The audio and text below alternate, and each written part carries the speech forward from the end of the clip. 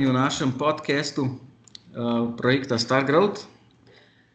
Gre za serijo podcastov in danes je v našem prvem podcastu z nami gospod Fedja Pobegajlo. Pa bi ga kar prosil, če se lahko malo sam predstavi, s čim se ukvarja, kakšna je njegova funkcija na področju turizma in gostinstva, potem bova nadaljevala z relevantno temo. Lep pozdrav. Torej, moje ime je Fedja Pobegajlo, sem direktor Turistično-gostinske zbornice Slovenije. Poslanstvo naše zbornice je zastopanje interesov naših članov, se pravi, smo zbornica vseh podjetij, ki so se včlanili pač k nam. Gre pa za podjetja iz različnih segmentov turizma, od hotelov do kempov, glampingov, restavracij, turističnih agencij, igralnic, rent-a-car in tako naprej. Tako da, bi lahko rekli, da zastopamo res kar precejšen del slovenskega turizma in tudi precejšen del segmentov.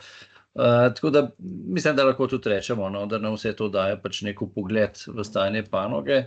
In na podlagi tega potem bodisi samostojno, bodisi povezano še z drugimi turističnimi združenji, posredujemo pristojnim inštitucijam tudi naš pogled na razvoj panoge, naše predloge, zakonodajne, razpisne in tako naprej. Smo tudi član Evropskega združenja Hotreka, tako da tudi si prizadevamo res aktivno sodelovati tudi z njimi. In potem pač informacije, ki so pomembne, posredujemo tudi naprej, bodisi našim članom, bodisi pa inštitucijam od ministrstva do Slovenske turistične organizacije in tako naprej. Tako da smo zelo vpeti v dogajanje. Zdaj, če je bilo, lahko rečemo, v času epidemije covida naše delovanje še toliko bolj, bi rekel, vidno, kako se reče temu, zaradi prepovedi poslovanja panoge v letih 2020 pa 2021, 9 mesecev pa pol. Tako da smo takrat zlasti s predlogi ukrepov pomoči turizmu, nekako kar nekaj uspeli doseči. Zdaj se pa ukvarjamo pač s temi rednimi temami, ki sem jih pa že prej naštel. Se mogoče v luči tega, kar ste povedali, da ste v bistvu neka panožna zveza, imate potem tudi največji vpogled v slovenski turizem, bi se lahko rekel, oziroma predvsem v potrebe in želje ponudnikov gostinskih in turističnih storitev, pa me mogoče zanima, kje tukaj vidite v bistvu trenutno največje izzive po tej epidemiji, s čim se sooča slovenski turizem trenutno? Zdaj slovenski turizem je eden izmed turizmov v evropskih državah, ki se je najhitreje vrnil na predkoronski obseg poslovanja, vse, kar se tiče prihodkov. Mi mislimo, da je to zlasti posledica izrazite naravnanosti v trajnostni razvoj pač turizma v Sloveniji, ker je tudi v času covida so te, bi rekel, trajnostni motivi, to se pravi bivanje v nekem nemnožičnem, zelenem, naravnem, lokalnem okolju, relativno stran od množic ljudi, je bilo takrat zelo poudarjeno. To so v glavnem tudi vsebine te trajnostne pač naravnanosti slovenskega turizma in to se je nekako poklopilo takrat s covidnimi motivi. Tako da mi verjamemo, da je to bil pač poglavitni razlog ob siceršnjem uspešnem trženju na vseh treh nivojih, se pravi nacionalnem, destinacijskem in podjetniškem. Tako da je prišlo do tega, da se turizem že nekje, mislim, da leta 2022 na letnem nivoju izenačil z predcovidnim letom 2019. Seveda pa kot vsaka panoga, tudi turizem se sooča z določenimi izzivi. Precej je bilo že tudi v medijih napisanega o kadrovskem manku v panogi in posledično potrebi po uvozu tuje delovne sile. Jaz osebno mislim, da bo to več ali manj stalen izziv, zlasti glede na demografsko strukturo Slovenije, tako da mislim, da smo se in da se bo treba kar navaditi pač na nekoliko bolj mešane ekipe v podjetjih. Zdaj, tema, ki je v zadnjem času zelo aktualna, so stroški poslovanja. Prej sem rekel, da je prihodkovno turizem zelo hitro se vrnil, ampak tudi stroški so zelo hitro narasli, zlasti strošek dela. Turizem ni več panoga z nizkimi plačami, ampak so se delodajalci pač odzvali na kadrovsko stanje z dvigom plač, regresov, dodatkov pač in ostalih prejemkov zaposlenih, ker je tudi pravilno bilo. Vemo, da so enormne podražitve energije bile pač v zadnjih letih prisotne, pa tudi sam material in storitve, naprimer nabava hrane, pijače, bistveno dražja, kot je bila. Tako da tudi tukaj pač skušamo nekako vplivati, kar se seveda z naše strani da, na nepretiran rast pač teh stroškov. In pa recimo v zadnjem času tudi zelo aktualen bil osnutek gostinskega zakona, sploh ta del, tudi v medijih, ki se tiče kratkotrajnega najema kapacitet, Airbnb-ja po domače, kjer skušamo nekako prepričati tudi odgovorne, da je potrebno razvoj regulirati in ga ne pustiti pač čisto brez kakršnih koli omejitev. Zato, ker mislimo, da je tako kot na nivoju hotelov, drugih nastanitvenih kapacitet, tudi na tem nivoju treba pač nekako usklajeno načrtovati razvoj za naprej. In zlasti smo tukaj tudi za izenačitev vseh zahtev ali pa pogojev ali pa davčnih obremenitev med hotelirstvom na eni strani pa Airbnb-jem na drugi. To so nekako glavne te, bi rekel, tudi bi rekel, poglavje naših aktivnosti, ampak tudi nekako glavni izzivi, s katerimi se turizem v Sloveniji srečuje in se bo verjetno tudi v bodoče spopadal s temi vprašanji. Vse verjetno je podobna situacija v bistvu vsej Evropi oziroma vsaj teh primerljivih držav oziroma sosednjih državah, kot tudi pri nas. Če smem dodati, je zelo podobna, ker spremljamo pač stanje tudi na nivoju Evropskega združenja, s tem, da je v večini pač teh držav delež tujcev ali pa tujih zaposlenih še precej višji kot v Sloveniji. Na kar pa opozarjamo, zdaj mislim, da že 3 leta, je pa to, da so v večini primerljivih držav tudi postopki za poslovanje bistveno hitrejši in bolj enostavni kot v Sloveniji, in glede tega pa skušamo prepričati pristojna ministrstva, da je potrebno malo pospešiti vse skupaj. Ja, ko so že pri teh težavah, v bistvu nekako Slovenija je tudi, dostikrat se govori precej avtodestinacija sicer, ampak ostala povezljivost Slovenije v primerjavi s konkurenčnimi državami, kar se tiče železnice, letalskega prometa, pa je verjetno tudi bi se dalo še kaj izboljšati na tem področju. Ja, to je tudi ta slaba letalska povezljivost, je tudi tema, ki smo, mislim, da spravili na dnevni red in tudi v medije. Da je nekako neka dvojna smola je bila, po svoje, da je Slovenija približno v istem času ostala brez nacionalnega letalskega prevoznika, pa še COVID je prišel, Tako da je tukaj specifična situacija in letalski promet, ki se meri skozi število prepeljanih potnikov na brniškem letališču, pa je eden izmed segmentov turizma, kjer je še daleč od tega, da bi se vrnili na, bi rekel, pred-covidne številke, ampak še enkrat ponavljam, primerjava gre z obdobjem, ko je bila še Adria aktivna, Tako da je nekoliko metodološko pač treba to tudi vedeti, ko primerjamo. Drugače pa ja, mi smo tudi, takrat se spomnim, pač v prejšnjih letih anketo izvedli med našimi člani, vsaj med temi večjimi hotelirji, kaj se oni želijo glede letalskih povezav, smo potem to tudi poslali ne samo na Fraport, ampak tudi pristojnim ministrstvom in tako naprej. In v ospredju so bile predlogi, da ne rečem zahteve po 20 turistično zanimivih linijah, po večji frekvenci letov in večjih potniških kabinah, cenovni pač konkurenčnosti, ker vemo, da je naše letališče ni poceni, in pa po stalnosti linije. To pa pomeni, da ko ena linija pač začne leteti, pač je želja, da ostane, ker tudi glede vseh pogodb, ki jih ponudniki sklepajo s tujimi operaterji, agencijami in tako naprej, seveda je pogoj, ne, da je letalska linija pač dolgotrajna, ne, da se ukine, kot je tudi bil včasih primer. Je pa pač stanje linij, no, kakor je zdaj po našem mnenju nekje odraz trga, ne. Slovenija je majhna država, to je dejstvo, in določeni deli Slovenije gravitirajo tudi precej močno na okoliška letališča, ta zahodni primorski del na Trst pa Benetke, vzhodni ali pa termalni del tudi precej na Zagreb pa Gradec.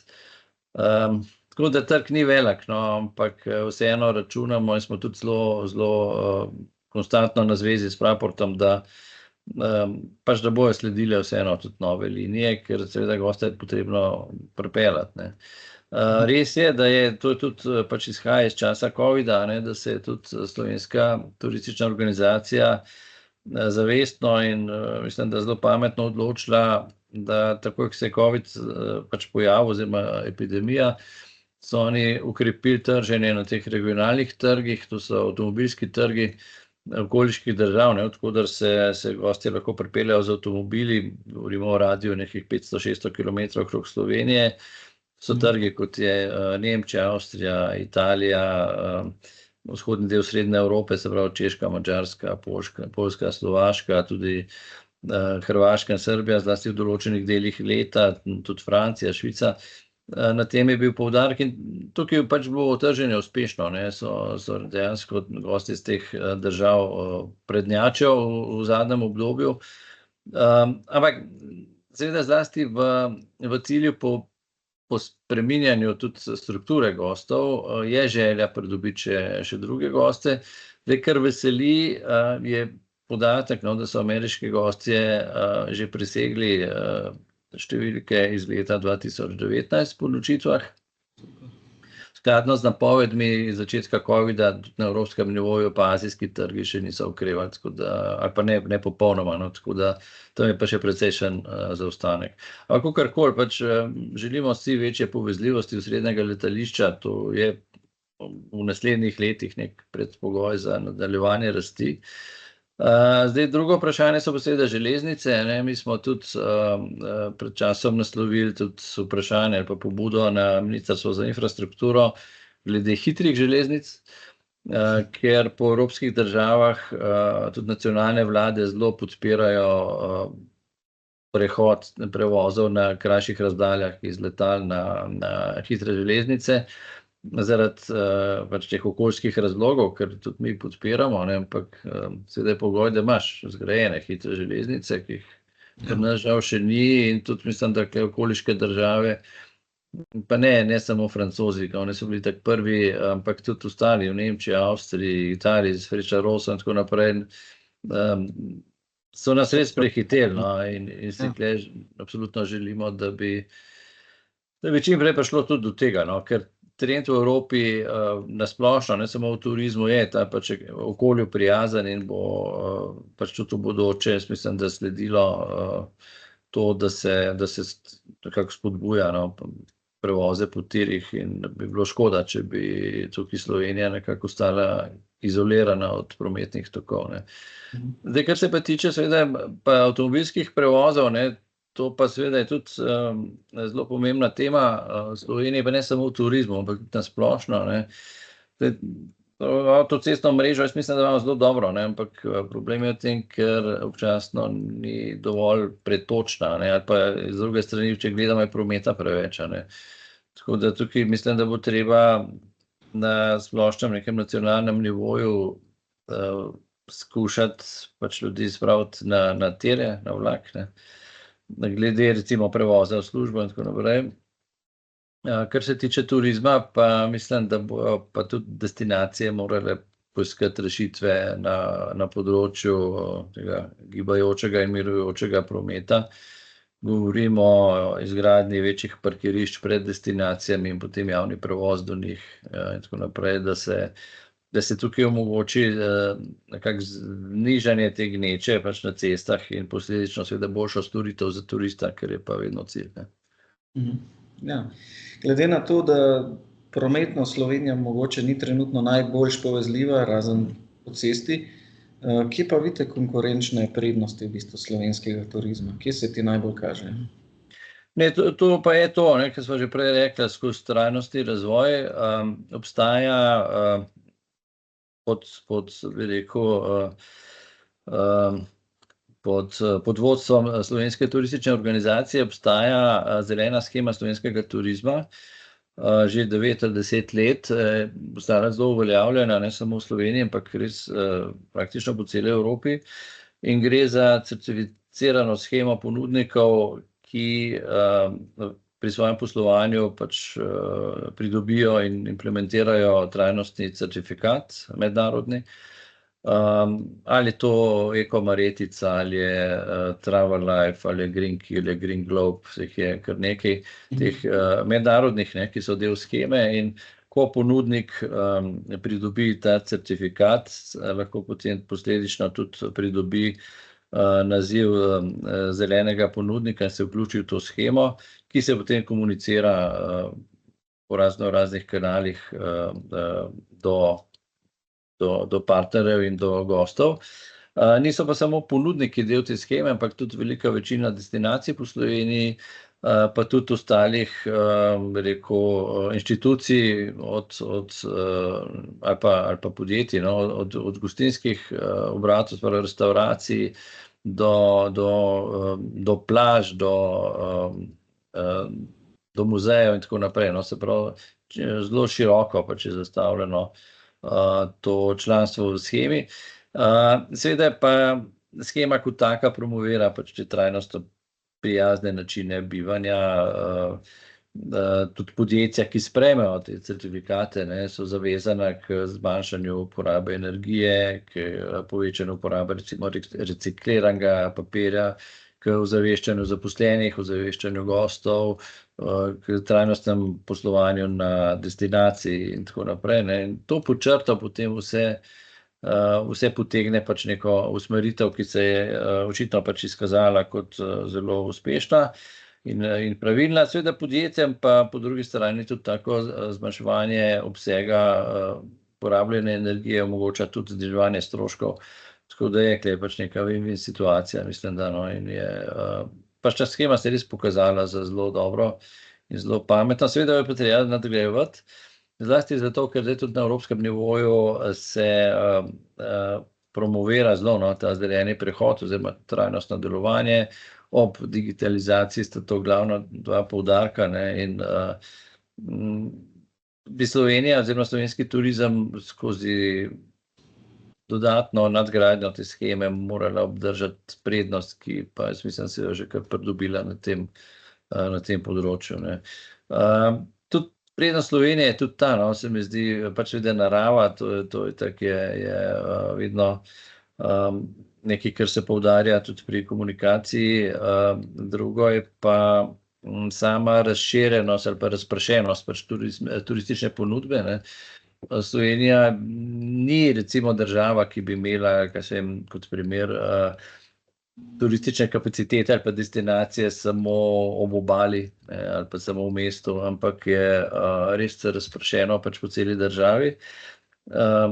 Tudi regionalizacija Slovenske turistične organizacije govori o 4 makrodestinacijah. Eno je Alpska Slovenija, eno je ta primorsko oziroma mediteransko-kraška, osrednja Slovenija in pa termalno-panonska. Se pravi, gre za 4, kljub temu, da je Slovenija majhna, za 4 zelo specifične, zelo drugačne, tudi bi rekel, velike destinacije, ki nagovarjajo druge goste, ki prihajajo z drugimi motivi bivanja, kjer je druga nacionalna struktura, kjer je drugačna sezonskost in tako naprej. Tako da vse to tvori pač nek skupek ponudbe turizma, ki odgovarja pač marsikjermu gostu. In zaradi tega tudi jaz mislim, da je pač bil kar lep razvoj v zadnjih letih dosežen v Sloveniji. To trajnostno usmeritev pa naslavlja tudi strategija slovenskega turizma od leta 2022 do 2028, ki temelji prav na trajnostnem razvoju in tudi nekak scenarij, ki je bil vključen v strategijo, je le zmerna količinska rast ob bistveni rasti kakovosti storitev. In to absolutno mislimo, da je prava usmeritev. In mislimo tudi, da morajo k tej usmeritvi stremeti tako podjetja kot tudi destinacije. Na eno moje vprašanje, ki sem ga hotel zastaviti, ste posredno že odgovorili, in to je ravno v tej sami razvitosti Slovenije, če se vam zdi, da je nekako enakomerno turistično razvita, pa ste rekli v bistvu, da je Slovenija na tem področju v bistvu zelo dobro razvita. Bi vas pa mogoče vprašal, kaj se vam zdi v bistvu o samih ponudnikih, oziroma se vam zdi, da so dovolj ozaveščeni tudi, kakšne možnosti financiranja in ostalih spodbud ponuja ne samo država, ampak tudi na primer Evropska unija. Imajo sploh dovolj časa o tem razmišljati ob svojem delu, oziroma ali mislite, da potrebujejo še kakšne dodatne spodbude na tem področju? Ne, mislim, da kar se informiranosti tiče, ja, so absolutno informirani. Tudi recimo naša zbornica vrši to vlogo prenosa informacij, tudi v razpisih, kar je zelo pomemben del turizma, tako da kar se tiče pač informiranosti, je sigurno dobra.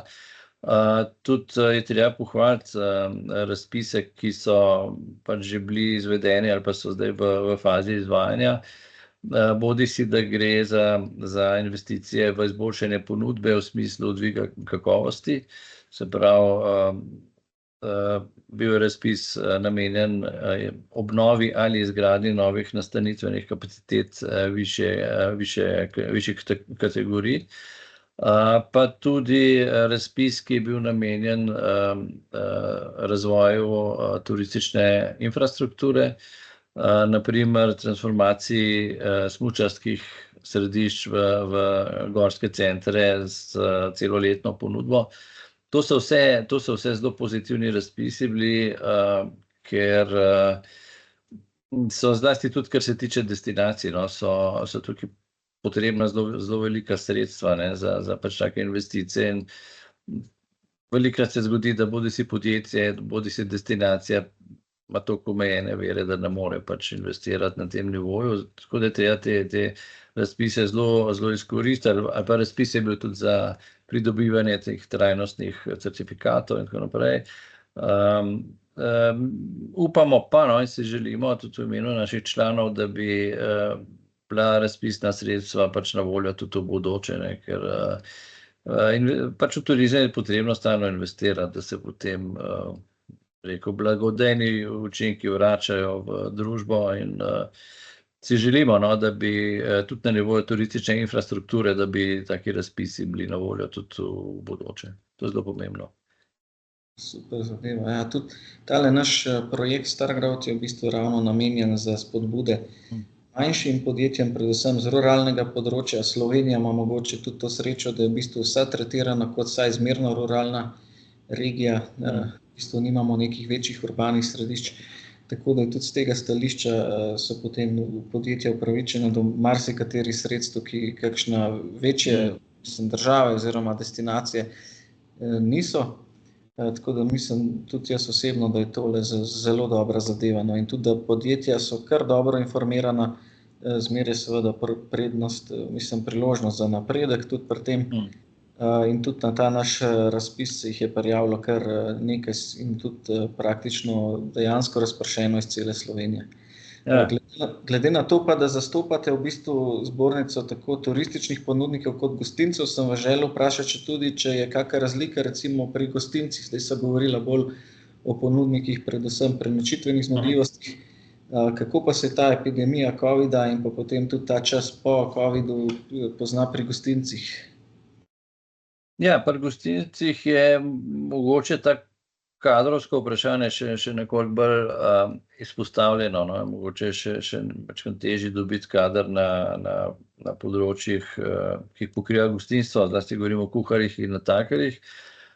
Je pa res tudi po drugi strani, da nam člani omenjajo, da v letošnjem letu, da so te kadrovski izzivi celo nekaj malega manjši, kot so bili v prejšnjih letih, ker si razlagamo tudi za izboljšanje pač pogojev dela v panogi. Tukaj govorimo o pač finančnih pogojih, seveda pa določene specifike dela, kot je delovni čas in tako naprej, to pa pač ostaja in jasno, da bo vedno ostalo. Čeprav je res, da si podjetja zdaj spet mogoče bolj v tem nastanitvenem delu, no pa tudi v gostinskem, si vedno bolj pomagajo z določenimi digitalnimi rešitvami, ki so najprej bile v uporabi v prodaji in marketingu, potem so se pa razširile tudi na operativo v turističnih podjetjih, no, in tudi olajšajo lahko stanje na področju potrebe po kadru, ne. Tako nekako ta razvoj pač, mislim, da je pozitiven. Seveda je pa pač večna dilema ali pa večna tema, v kolikšni meri pač je smiselno uporabljati neke digitalne rešitve in v kolikšni meri bazirati storitev na nekih osebnih stikih, no. To je vprašanje tudi mogoče nekoliko generacijsko, ne, različno, ampak v vsakem primeru, no, pa gre turizem pri nas in seveda tudi celi Evropi zelo v smeri digitalizacije. To je seveda smer, ki pač jo treba čim bolj izkoristiti in jo pač sprejeti, ker pač se dogaja in se bo dogajala tudi še v bodoče, ne. No, sej, na področju digitalizacije Slovenija je nekje v zlatem povprečju Evropske unije. Kako ocenjujete v samem turizmu? Se je ta doba digitalizacije že primerno začela odvijati ali smo še nekako v zaostanku? Ne, primerno, to se odvija že precejšnje obdobje časa, tako da tukaj ni, da je zdaj to nekaj novega, ne. Na vsak način bo šlo pa naprej, ne, to uporabe tudi umetne inteligence pač in tako naprej.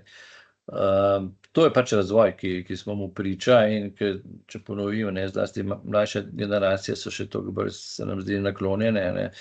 Je pa spet res, no, da pri nas tudi v turizmu jasno, da pač ni nekih ogromnih velemest, ki jih obiskujejo mogoče še malo bolj, ne, določeni pač ponudniki, ki so še bolj, bi rekel, željni uporabe digitalnih orodij. Ampak vseeno, no, to je pač proces, ki je prisoten že precej časa in seveda mu podjetja sledijo, pač razvijajo zadeve. Če omenjava kot primere, da se rezervacijo in povpraševanje digitalno opravi tako že normalno. Vedno bolj je v uporabi self-check-in, da se gost sam tudi prijavi po prihodu v nastanitev. V tem super se obnese povezava sobnega dela, se pravi sobaric z recepcijo in vzdrževanjem preko določenih aplikacij, kjer gre za takojšen prenos informacij, recimo o pospravljenih sobah, o potrebi po popravilih v sobah in tako naprej. Naročanje, bi rekel, od mize gosta direktno na izdajni pult v gostinskem obratu tudi poteka preko pač digitalnih naprav in tako naprej, no. Do odklepanja sob preko telefonov, do nastavitve temperatur v sobah preko telefona in tako naprej. To je pač vse možno, ne, pač razvoj je tukaj res hiter, ne. Pa tudi na destinacijskem nivoju, tudi preko umetne inteligence, ne, ki svetuje recimo nekemu turistu, kaj si iti pogledati, kaj imeti na večerjo, kaj imeti na izlet, kako priti do sosednjega kraja. Pač to so zadeve, ki so vse v uporabi in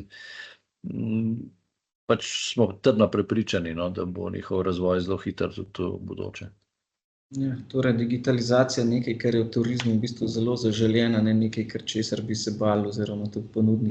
Ne, sigurno ne, mislim pa tudi prisotna, ne, to ni zdaj nekaj, da govorimo, kaj bo, to je že, ne, to se izvaja na polno, ne.